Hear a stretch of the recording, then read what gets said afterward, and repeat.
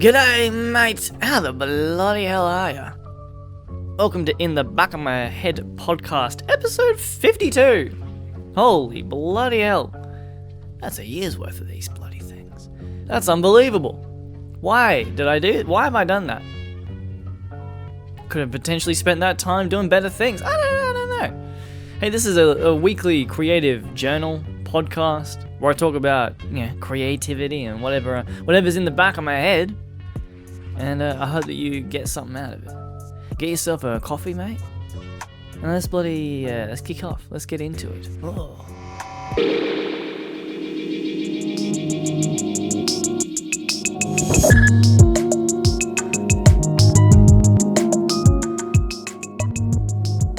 Now, more than ever, I assume I've not been alive for all of humanity's existence, regrettably. But now more than ever, we are in an endless ocean of content and art, and that line is blurred every day. The things you make could be both of these things at the same time. They can coexist. The tools we use to make these things are more accessible, they are cheaper, they are easier to use, they are more powerful. The machine at my feet is far more powerful than the machines they use to make Toy Story. For I don't know, pick an example. That idea, your phone has more fucking computing power than the entire computer system that took the fucking rocket to the moon or some shit. Whatever. And then publishing our work, getting it out to the people, getting it out into the endless ocean of content and art is now easier, cheaper, and more accessible than ever before. Blessed.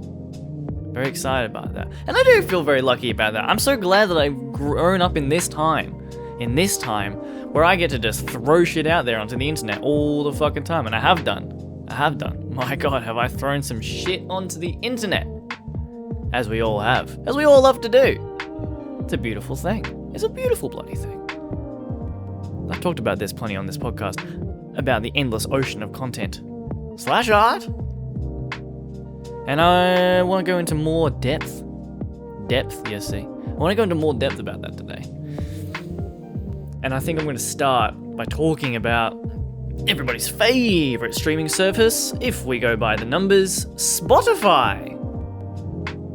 And I gotta give Spotify some cred. I think their end user experience is better than Apple Music. I think their artist controls are better than Apple artists' controls. Apple artists' controls, this drives me fucking nuts. To upload onto Apple Music, you upload a logo, much like you would on Spotify. Except on Apple Music, it must be of a person, and it must have a clear face. And so in my example, I have a little clay dude that I use as my logo. And Apple says, no, and nay. This is no good. We have people on our platform. Well, Spotify is like, hey, yeah, of course. You want to use your logo? That makes sense. You're an artist. How many famous artists, fuck the little guy like me, how many famous artists have logos and have characters and costumes and things like that might be a better representation? I guess they probably get away with it on Apple because, just money. But for the little guy, no, you're not allowed to do that. You have to have a face, a clear face in your logo, in your icon, in your profile picture. And I just hate that sense of control. I hate that we're trying to keep our platform clean. We have people on our platform, not characters. It's a music streaming website, mate. Go fuck yourself. So I give Spotify some cred, but I will say fuck Spotify for the little amount of money that they pay artists. But they are the dominant in the industry. They are leading the way. They set the tone. They set the fucking market, and they pay fuck all. And they are an evil corporation, like all giant corporations. Their bottom line is to make money for the fucking shareholders. That's all they give a fuck about. They don't give a shit about artists. Of course they don't. It's impossible. It's impossible for a conglomerate to give a fuck about art about music, about what have you. Okay, I'm being a little dramatic. It's true though, obviously. But now our recent story. The band that I am in, Kelsey Jean and the Bad Health. I'm one part of the Bad Health. Our EP got taken down. Our project got taken down off Spotify. And the reason being is not because we were being filthy, not because of our lyrical content, though Lord knows Kelsey Jean has some strong, problematic views that gets expressed through her music, and we just let her, because we're like, hey, this is your song. We don't agree with you. We don't agree that the world is beautiful, all right? You can have that view all to yourself. We're just the backing band.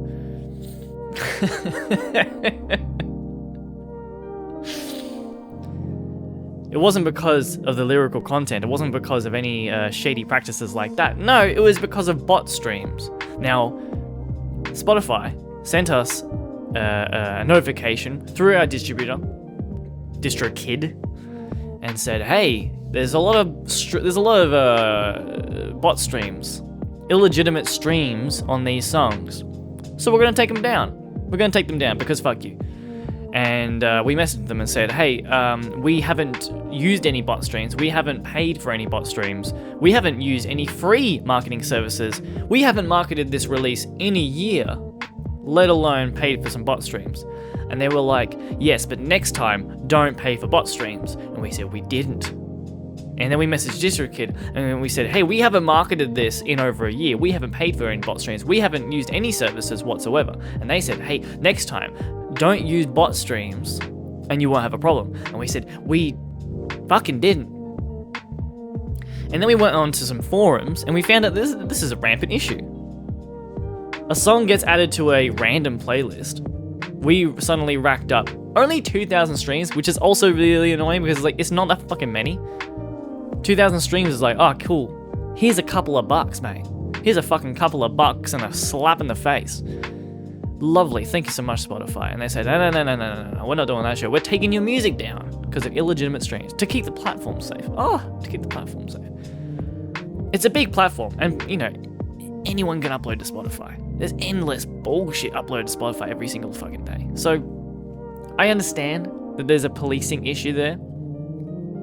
But the fact that the onus is on us to prove our innocence, and they just keep saying, "Yeah, but next time don't do the thing." We said, "We fucking didn't. We fucking didn't do that." And they go, but next time don't. And then you won't have an issue. Haha. Cheers, Spotify, you big cunt. And there's a rumor floating around on the internet that Spotify is actually wanting to make it more difficult to get music onto its platform. It opened the floodgates. And now everyone and everyone's mum has a fucking mixtape on Spotify. I think that's a great thing. I think it's a beautiful thing. That's why we love YouTube, because YouTube is just everything. Everything is here. Everything and anything within reason. And that's fucking amazing. That's the internet. That's the whole beautiful fucking point of it. And YouTube has its many issues as well. Fuck YouTube. Fuck all these giant companies. But Spotify, maybe, it's a rumor, wants to make it harder. And I can see the idea. I see why. Because it is just this endless stuff, endless ocean of content, endless ocean of music that has been uploaded to your platform, racking up streams, or not. Most of my music's just sitting there, on servers all around the world.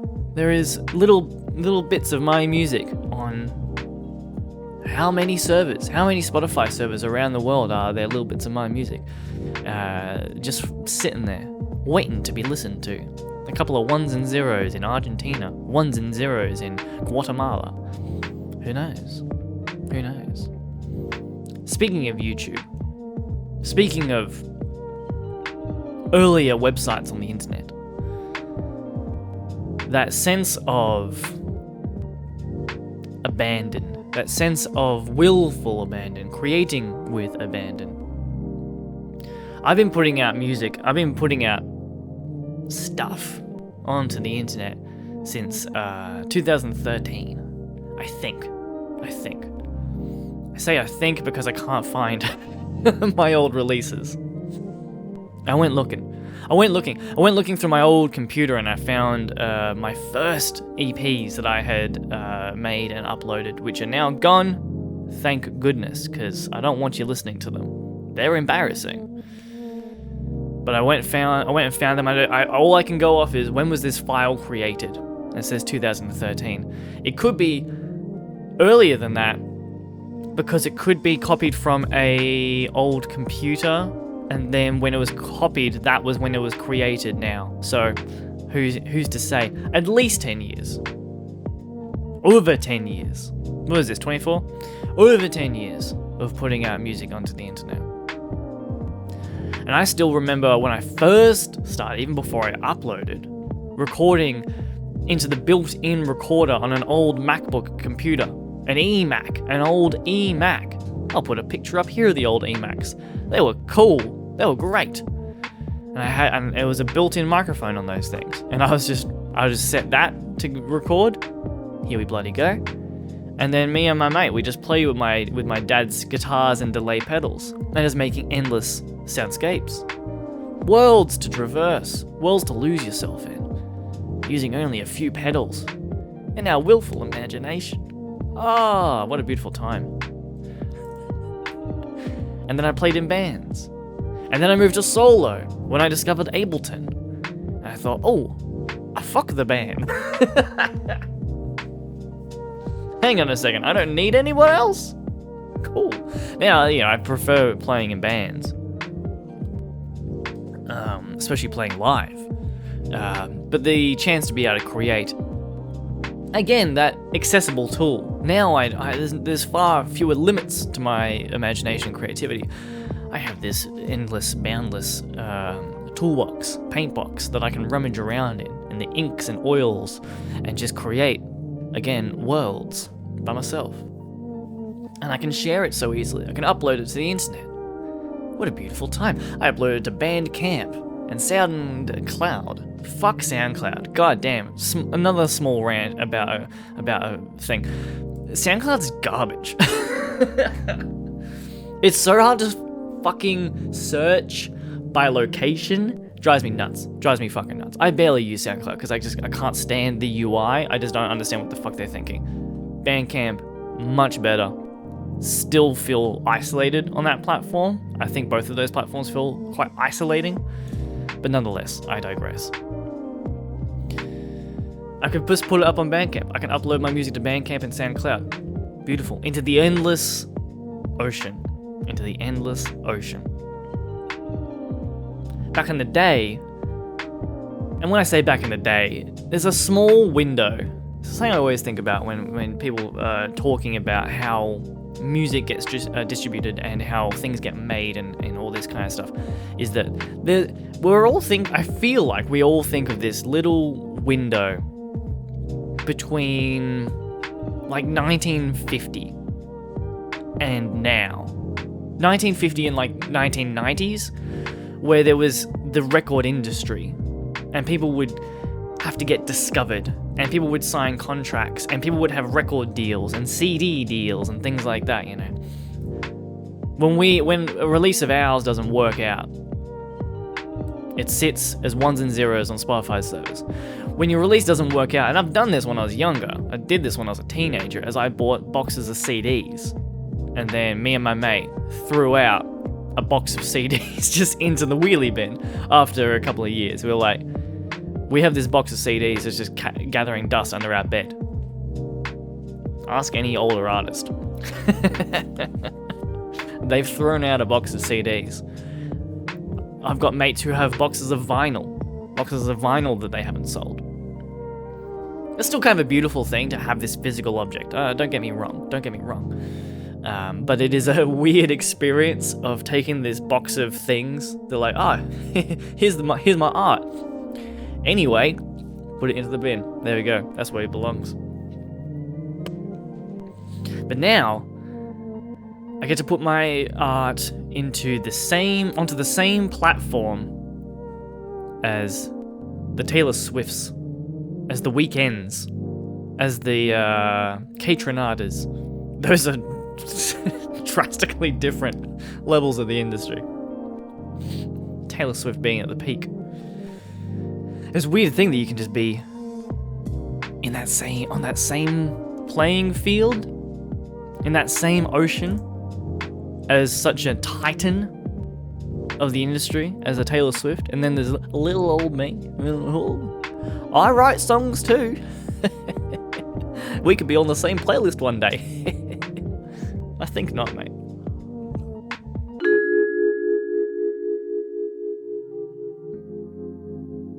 The other day, I was speaking to my pa. I went around to his place to have some drinks. Drink we did. Terrible fucking hangover the next day. Awful. We had some good chats. And he said to me, son. And I said, yes, papa. He said, hey, I'm going to be on the news. I'm going to be on the news, baby. I said, the news? Why? For what possible reason? Did you do something? The fuck have you done? He said, no, I'm trying to save a shop. It's a small country town, and the shop's going under. Financially can't stay afloat.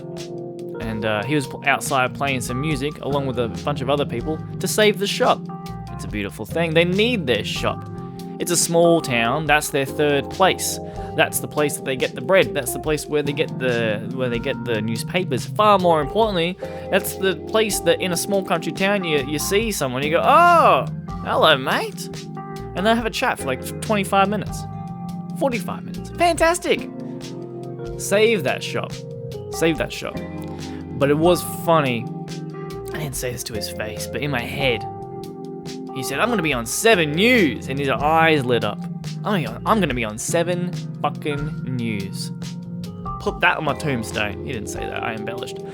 And I was like, oh, well, that's crazy. That's nuts. And in the back of my head, though, I was like, I haven't watched 7 News in probably 10 years. Which is, I'm not trying to be dismissive. But it sits in my brain. It's a funny thing when people say, I'm going to be on this thing. And you don't say it to their face. But in your head, the cynical side says, who gives a fuck about 7 News, mate? It's all well and good. It's all a beautiful thing. But this came to mind as well when I hear people say it in the poetry scene. And again, I'm gonna sound dismissive, I'm gonna sound discouraging, and I don't mean to be, because I like the excitement, and I like the ability to just put stuff out. And it's funny when people say, I've been published. I'm a published author. My poetry has been published. My dad has been published. And yeah, sure, 50 years ago, it really meant something. But it's actually crazy how fucking easy it is to put a book out now. And is that a shame? I don't know. There's kind of this double-edged sword, right? I've used that analogy twice, I think, in this episode. I hate that. That on one hand, I love the fact that everyone can create. The tools are available. Everything's cheap and accessible. Fantastic. And on the other side, it's like, oh, who cares that you're published? I got a book out. Sweet, everyone's got a book out. I got a mixtape out. Sweet, everyone's got a fucking mixtape out. It loses some of the edge, which is unfortunate. I don't know, perhaps a good trade-off.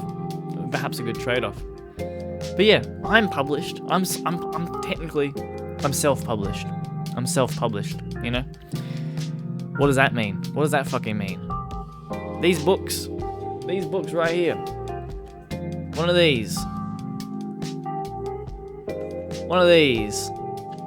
They cost like $9. Maybe less than that. $9 for this one, I think. And then like $7 for this one. Crazy to put that out. And to put people in that, and they go, oh, I'm a publisher. It's a good thing to say. Makes me think of the movie, Almost Famous.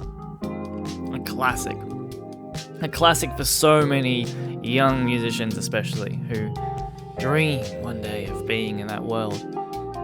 And it's funny looking back on that now, and like there's a section where the band in that movie gets on the cover of a Rolling Stone magazine, and they're all singing the song. They're singing a song about, oh, isn't it grand to be on the cover of a Rolling Stone? It's something that we all dream of.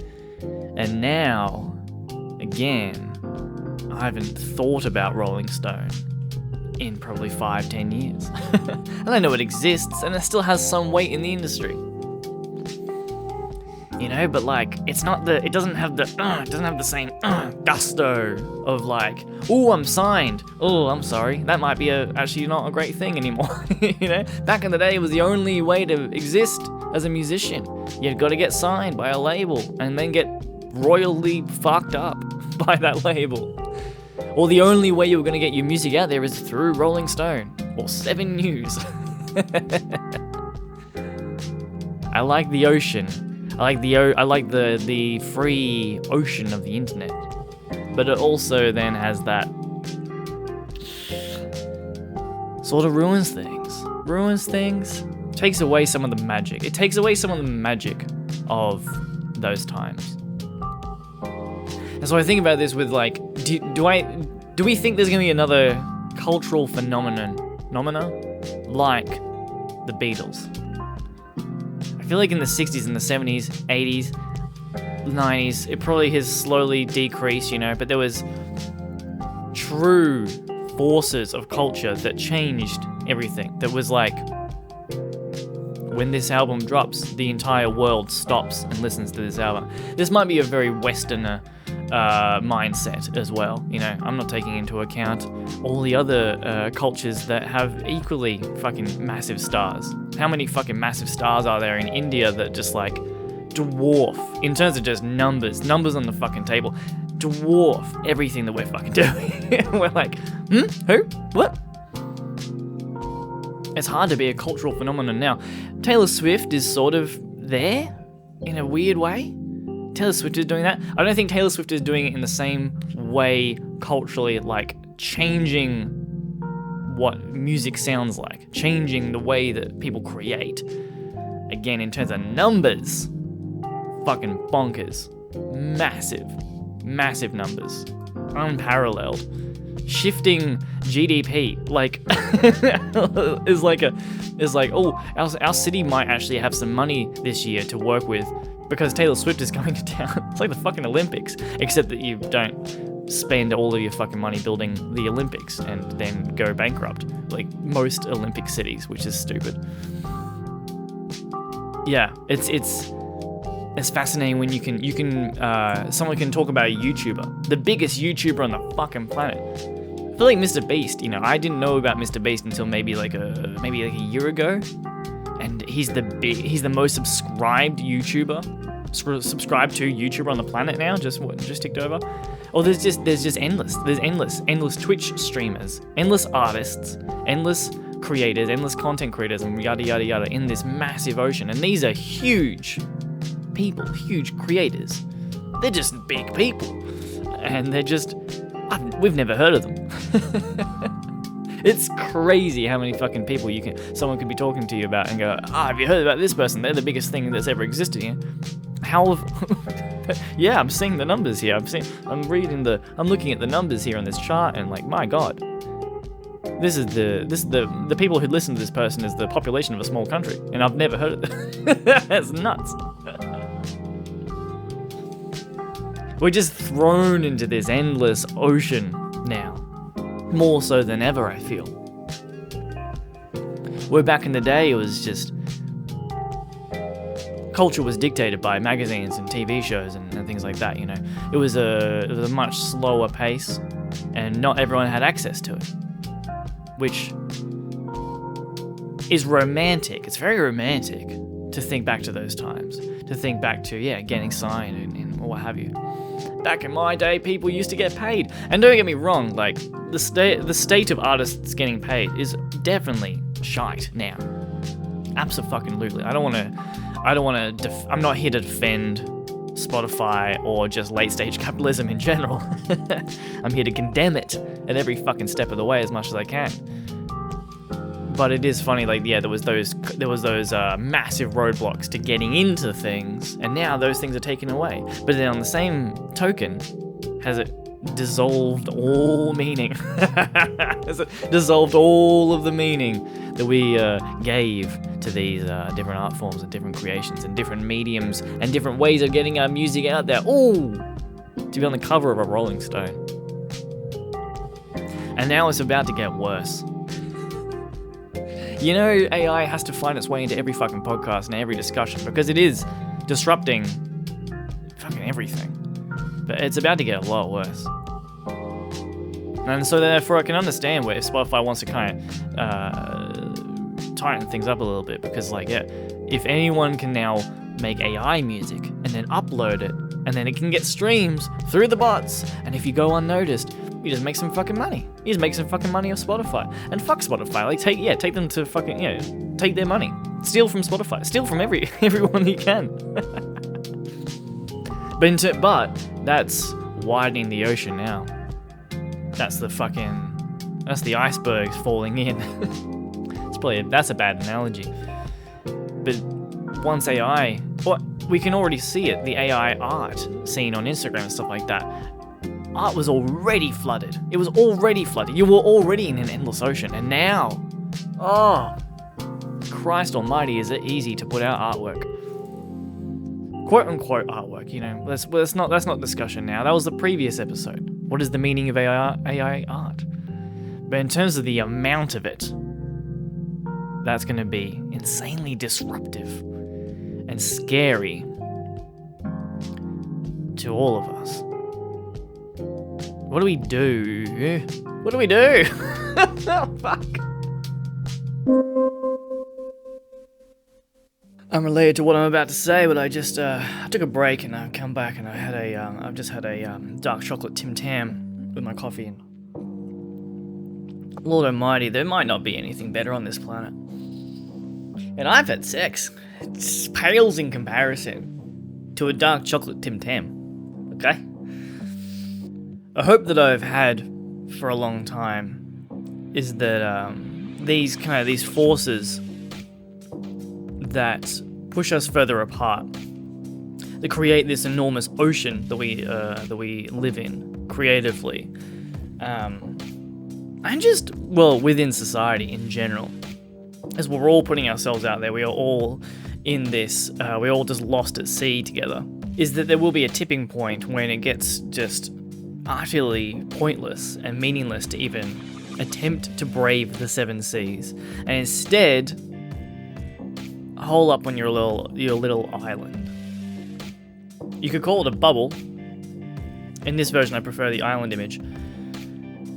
Now this is simple. It's so fucking simple. This is not a revelation in any sense, but community is far more healthy, far more rewarding, and is actually fills your soul with joy rather than number go up or the adoration of a faceless sea. I've never been one for radio, never been one for listening to radio. I've always had a fascination with the medium and wanted to be on radio. I've never listened to a lot of radio though. Mostly as a kid, listened to more like classic FM and jazz FM because of my dad. But now, through my partner, I listen to Triple R, a Melbourne community radio. And it's such a fascinating feeling of listening to these things, listening to a show and hearing them talk about venues that you know and bands that you know. And everyone has this experience. This is like, I'm so fucking late to the game, my God. But radio feels like it's almost like a dying medium, you know? Well, that's even within this video, I have kind of put it out as like these old pillars of media hold less importance. But radio, to me, community radio, creates this much more achievable goal and a real sense of like community and your island that you are stranded on in this boundless ocean. Hearing artists that you can actually just bump into at the shops. and hear that they're doing amazing things, and you think, oh, maybe I can just play with them. Maybe I could just be on the stage with them. Wouldn't that be fucking cool? And then as well now, as I've mentioned at the start, I've been putting out work for 10 years. And it has gotten a lot better. That's good. There's attention there, well deserved perhaps. But the main thing is I'm getting attention from just people I know in the scene. Especially the poetry scene is where my friends are, where my community is. My sense of community is in the poetry scene. And now when I make these things, even this podcast, I make music, I make poetry, I make short stories or what have you, I'm thinking of them in the back of my head. Trying to think less of the insurmountable summit that I'm trying to climb, or the titans that have inspired me to make art, the famous people, the insanely famous people, the biggest names in the game. I'm trying to think of them less, inspired by, but think of them less of playing on their field, and just playing on this little island with my mates, and the little community radio that tells us what's up. Maybe there'll just be a point where it's like, yeah, it's just, why brave the seven seas? And just 99.9999999% chance that you're just gonna drown in it. Hang out on the island. Who's on your island? What mates are you making art for? What local bands do you just want to be on the stage with? Hey, that's the podcast. That's the end of the podcast, I think. That's how we're wrapping it up. It'd be good if I had a poem like I did last time, but I don't. Every one of these is a little bit different. Every one of them, I'm trying to do something. Some weeks I have more time, or some weeks I just have more inspiration or more obsession. And that's great. And on other weeks, a little bit more rambly. Nothing wrong with that. This has been In the Back of My Head podcast, a little creative podcast where I talk about some shit. I hope that you've liked it. I hope that you've enjoyed it. I hope that you've gotten something out of it. I hope that you're not comparing yourself to the fucking Titans. And I hope that you're enjoying your time on the island. If you enjoy what I'm doing, hey, you can throw me some bucks on Patreon. Would be fucking greatly appreciated. To keep doing this, to keep making these things. I'm going to keep making them regardless. But it could help build it a little bit. Get some more promotion, or who knows. Just tip me a couple bucks. I hope you're well. Be well. Keep making art, baby. Catch you next time.